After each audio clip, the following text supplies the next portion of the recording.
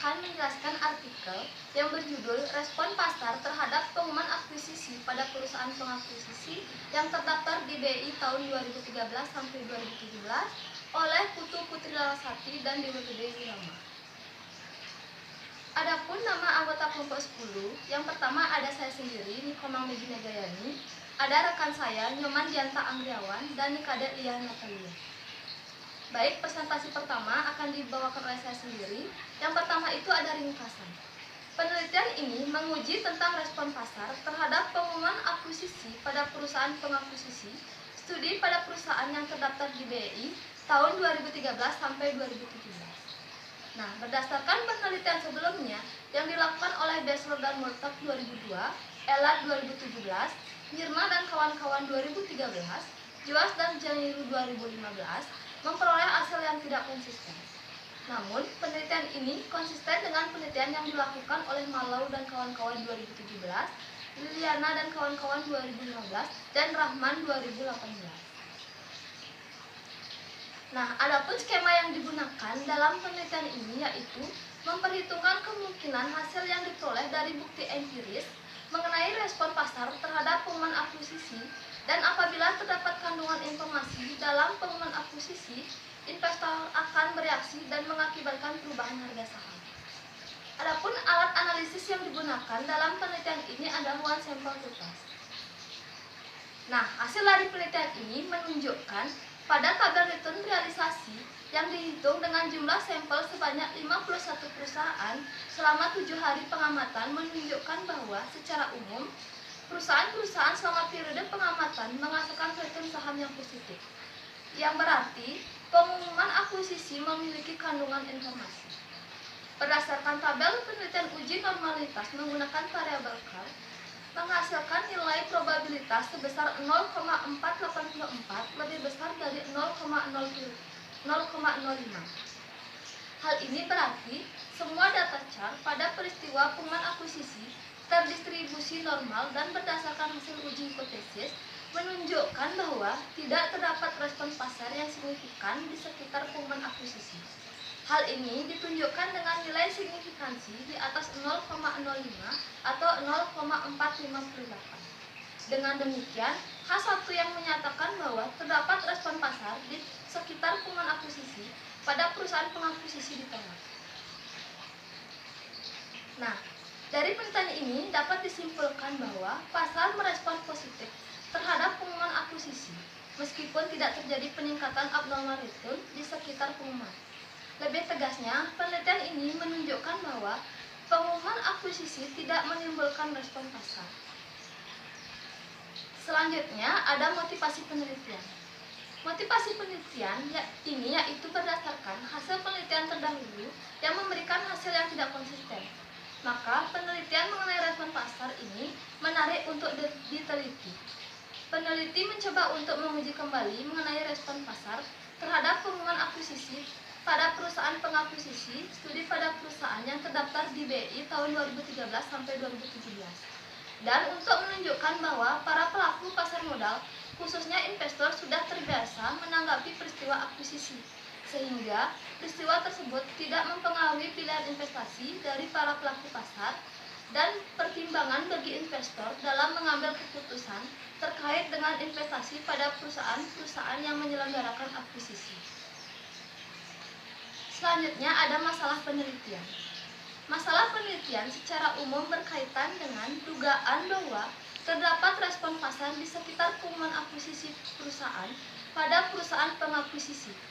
Pertanyaan yang ingin dijawab dalam penelitian ini adalah, apakah terdapat respon pasar di sekitar pengumuman akuisisi pada perusahaan pengakuisisi?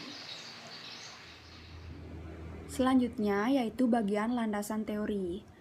Nah, teori yang memayungi penelitian ini adalah teori sinyal. Teori sinyal didasarkan pada asumsi bahwa informasi yang diterima oleh masing-masing pihak itu tidak sama. Dengan kata lain, teori sinyal berkaitan dengan asimetri informasi. Teori sinyal menunjukkan adanya asimetri informasi antara manajemen perusahaan dengan pihak-pihak yang berkepentingan dengan informasi. Agar dapat mengurangi asimetri informasi yang terjadi, Manajemen perlu memberikan sinyal kepada investor agar meyakinkan investor bahwa perusahaan mereka pantas untuk dijadikan tempat investasi. Walk dan kawan-kawan tahun 2013 mengatakan bahwa salah satu cara untuk mengurangi asimetri informasi adalah dengan mengeluarkan informasi keuangan yang dapat dipercaya dan akan mengurangi ketidakpastian mengenai prospek perusahaan yang akan datang. Informasi yang dipublikasikan oleh perusahaan sebagai sebuah pengumuman akan memberikan sinyal bagi investor dalam pengambilan keputusan investasi. Setelah informasi itu diumumkan, pelaku pasar akan menginterpretasikan dan menganalisis informasi tersebut sebagai sinyal yang baik atau good news dan sinyal yang buruk atau bad news. Sebagai contoh, saat suatu perusahaan melakukan pengumuman akuisisi, maka investor akan berespon bahwa perusahaan telah memberikan sinyal baik. Perusahaan yang memberikan sinyal baik diprediksikan akan mempunyai prospek yang baik di masa mendatang, sehingga investor akan tertarik untuk melakukan perdagangan saham. Seperti halnya pengumuman akuisisi yang merupakan sebuah informasi atau sinyal yang dikeluarkan oleh perusahaan. Teori kedua yang memayungi penelitian ini adalah teori efisiensi pasar. Nah, Hanafi pada tahun 2004 ini mendefinisikan bahwa teori efisiensi pasar adalah teori yang membahas mengenai harga atau nilai sekuritas yang mencerminkan secara penuh semua informasi yang tersedia pada informasi tersebut.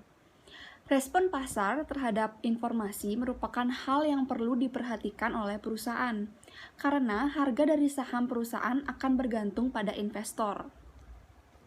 Jika pasar merespon dengan cepat dan tepat terhadap suatu peristiwa, sehingga mencapai harga keseimbangan yang baru dan telah sepenuhnya menggambarkan informasi yang tersedia, maka pasar tersebut merupakan pasar efisien. Jadi semakin cepat informasi baru tercermin pada harga sekuritas, maka pasar akan semakin efisien. Selanjutnya yaitu hipotesis penelitian. Nah, teori sinyal atau signaling teori ini menjelaskan bahwa ada suatu sinyal yang ada dalam suatu peristiwa dalam suatu pasar. Signaling teori mempunyai tujuan untuk menarik minat investor dalam berinvestasi dengan menganalisis pengumuman dan informasi yang terkandung di dalamnya, sehingga dapat memilih informasi yang baik dan informasi yang buruk. Dalam kegiatan berinvestasi, seringkali return yang didapatkan tidak sesuai dengan return yang diharapkan. Nah, selisih antara return sesungguhnya dengan normal return atau return yang diharapkan disebut dengan abnormal return. Abnormal return ini dapat terjadi jika suatu pengumuman yang mengandung informasi direspon oleh pasar. Abnormal return ini dihitung dengan membandingkan besar return yang diharapkan dengan besaran return yang terjadi. Apabila return yang terjadi itu lebih tinggi dari return yang diharapkan, maka dapat dikatakan terjadi abnormal return. Nah, penelitian juga dilakukan oleh Astri tahun 2010, menemukan bahwa pengumuman merger dan akuisisi ternyata mampu menghasilkan rata-rata abnormal return yang positif. Nah, berdasarkan teori dan penelitian terdahulu, maka dapat dirumuskan suatu rumusan hipotesis. H1. Terdapat respon pasar di sekitar pengumuman akuisisi pada perusahaan pengakuisisi. Bagian selanjutnya yaitu karakteristik kualitatif desain penelitian. Yang pertama yaitu rantai kausal dan validitas logika. Nah, landasan teori sampai pengujian hipotesis yang digunakan dalam penelitian ini dapat dikatakan menunjukkan adanya rantai kausal yang kuat. Penurunan teori sampai pada variabel penelitian dan teknik pengujiannya memiliki validitas logika yang memadai. Selanjutnya yaitu pengendalian variabel ekstraneus. Variabel ekstraneus dikendalikan melalui penyaringan sampel. Pengamatan yang diperkirakan mengandung faktor-faktor yang bersifat ekstraneus terhadap penelitian ini dikeluarkan dari sampel. Pengambilan sampel dilakukan dengan menggunakan pendekatan non-probabilitas dengan metode purposive sampling berdasarkan beberapa kriteria. Yang pertama, saham telah terdaftar di BEI. Yang kedua, saham perusahaan melakukan akuisisi pada periode 2013 sampai 2017. Yang ketiga, mempunyai tanggal pengumuman akuisisi yang jelas. Yang terakhir, tidak melakukan corporate action lainnya selama event window seperti stock split dan pembagian dividen dan yang lainnya.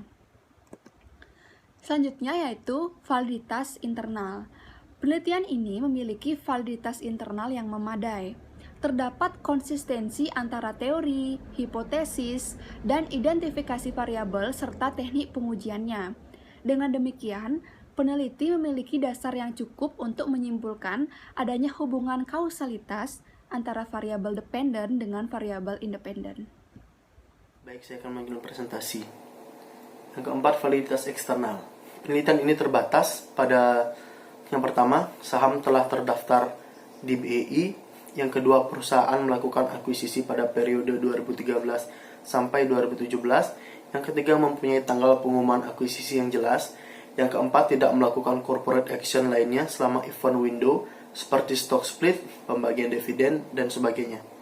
Sifat pengujian yang spesifik menyebabkan adanya keterbatasan dalam hal validitas eksternal, sehingga model dan teknik yang digunakan dalam penelitian ini tidak dapat digeneralisasikan kepada perusahaan-perusahaan lainnya. Yang kelima, pengumpulan dan analisis data. Penelitian ini dilakukan pada perusahaan yang telah terdaftar di Bursa Efek Indonesia dengan cara mengakses www.idx.co.id dan www.kppu.go.id. Objek dalam penelitian ini adalah perusahaan yang mengumumkan tindak akuisisi dan telah terdaftar di Bursa Efek Indonesia. Variabel yang digunakan dalam penelitian ini adalah respon pasar yang diproyeksikan dengan abnormal return. Setelah abnormal return, dari masing-masing sekuritas dihitung. Selanjutnya adalah menghitung kumulatif abnormal return atau CAR. Setiap sekuritas dengan cara menjumlahkan seluruh abnormal return selama event window H-3 sampai H+3.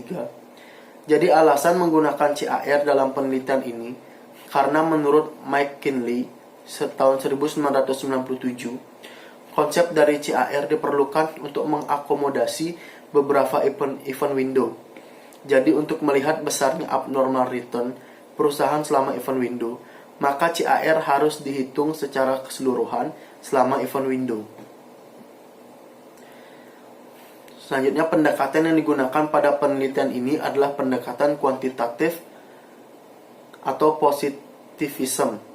Penelitian ini menggunakan event study yang menggunakan periode 7 hari dalam rentang waktu pengumuman akuisisinya diinformasikan ke dalam angka -3, -2, -1, 0, 1, 2, 3. Periode jendela peristiwa dibuat berdasarkan pada penelitian yang dilakukan sebelumnya. Hal ini memiliki tujuan agar meminimalisir confounding effect atau tercampurnya informasi dari corporate action lainnya. Pada penelitian ini, model estimasi yang digunakan untuk menghitung return ekspektasi adalah market adjusted model. Pada penelitian ini menggunakan metode pengumpulan data observasi non-partisipan. Populasi penelitian ini adalah seluruh perusahaan yang terdaftar di Bursa Efek Indonesia sampai tahun 2017 yang melakukan akuisisi, yaitu sebanyak 52 emiten. Penentuan sampel dari populasi penelitian ini diambil dengan menggunakan pendekatan non-probabilitas dengan metode purposive sampling berdasarkan beberapa kriteria mencakup. Yang pertama, saham telah terdaftar di BEI. 2. Perusahaan melakukan akuisisi pada periode 2013 sampai 2017. Yang ketiga, mempunyai tanggal pengumuman akuisisi yang jelas. Yang keempat, tidak melakukan corporate action lainnya selama event window seperti stock split, pembagian dividen, dan lain-lain. Jadi berdasarkan kriteria yang telah ditentukan, maka jumlah sampel yang digunakan dalam penelitian ini adalah 51 emiten. Yang keenam, ada uji statistik. Pengujian yang digunakan dalam penelitian ini antara lain analisis statistik deskriptif, market adjusted model, uji normalitas, uji hipotesis dengan one sample t-test. One sample t-test merupakan alat uji untuk melihat apakah terdapat atau tidaknya respon pasar yang diproyeksikan dengan abnormal return pada pengumuman akuisisi dengan test value yang ditetapkan sama dengan 0. Adapun prosedur dari one sample t-test adalah membuat rumusan hipotesis H1, yaitu terdapat respon pasar di sekitar pengumuman akuisisi pada perusahaan pengakuisisi. Kriteria penerimaan H1 ditolak jika p-value lebih besar dari 0,05 dan H1 diterima jika p-value kurang dari 0,05. Market Adjusted Model digunakan untuk menghitung tingkat abnormal return. Prosedur pengujiannya diawali dengan memperoleh data mengenai pengamatan akuisisi dan menentukan tanggal pengumuman sebagai T sama dengan 0, kemudian mendapatkan data mengenai harga saham perusahaan yang melakukan akuisisi dari H-3 sampai H+3 sesuai dengan periode jendela dari penelitian yang dilakukan sebelumnya. Yang ketujuh itu ada konsistensi antara masalah penelitian, hipotesis, dan analisis data. Sebagaimana yang telah dipaparkan, terdapat konsistensi antara masalah penelitian dengan hipotesis dan analisis data. Konsistensi ini menghasilkan validitas internal yang baik. Yang kedelapan, konsistensi hasil pengujian dengan simpulan. Validitas internal yang baik dapat lebih memudahkan peneliti untuk menyimpulkan hasil pengujian. Jadi dalam penelitian ini, Putu Putri Larasati dan Dewa Gedewirama menyimpulkan bahwa pasar merespon positif terhadap pengumuman akuisisi meskipun tidak terjadi peningkatan abnormal return di sekitar pengumuman. Lebih tegasnya, penelitian ini menunjukkan bahwa pengumuman akuisisi tidak menimbulkan respon pasar. Hasil ini tidak mendukung penelitian sebelumnya yang dilakukan oleh Besler dan Murtag 2002, Elad 2017, Nirna dan kawan-kawan tahun 2013, Joas dan Nejangiru 2015. Penelitian ini konsisten dengan penelitian yang dilakukan oleh Malau dan kawan-kawan tahun 2017, Liliana dan kawan-kawan tahun 2016, dan Rahmat 2018. Yang kesembilan itu ada implikasi kebijakan. Implikasi kebijakan ini dibagi atas dua jenis, yaitu yang pertama implikasi teoritis, yaitu penelitian ini dapat mendukung teori sinyal, di mana manajemen perlu memberikan sinyal kepada investor untuk mengurangi asimetri informasi. Hal ini dilakukan agar meyakinkan investor bahwa perusahaan mereka pantas untuk dijadikan tempat investasi. Jadi pengumuman akuisisi merupakan salah satu sinyal yang diberikan oleh manajemen, dan informasi ini ternyata dianalisis sebagai sinyal yang baik atau good news oleh investor. Yang kedua, yaitu implikasi praktis. Adalah penelitian ini dapat menambah wawasan dan pengetahuan penulis mengenai respon pasar terhadap pengumuman akuisisi. Selain itu, bagi perusahaan, penelitian ini dapat memberikan informasi mengenai bagaimana pasar akan merespon terhadap pengumuman akuisisi yang dilakukan oleh suatu perusahaan. Bagi investor, penelitian dapat dijadikan sebagai pertimbangan bagi investor dalam mengambil suatu keputusan terkait dengan investasi pada perusahaan-perusahaan yang menyelenggarakan akuisisi. Yang F adalah pengembangan artikel. Bagi penelitian selanjutnya, kelemahan dari penelitian ini adalah tidak membedakan perusahaan yang melakukan akuisisi pada perusahaan yang mengalami kesulitan keuangan dan tidak, sehingga hasil yang diberikan tidak dapat mencerminkan respon sesuai dengan keadaan perusahaan pengakuisisi, dan selain itu dapat juga dipertimbangkan untuk menggunakan mean adjusted model dan market model dalam menghitung abnormal return, sehingga dapat dilakukan perbandingan hasil penelitian. Baik, sekian presentasi dari kelompok kami. Kami buka dengan sesi diskusi.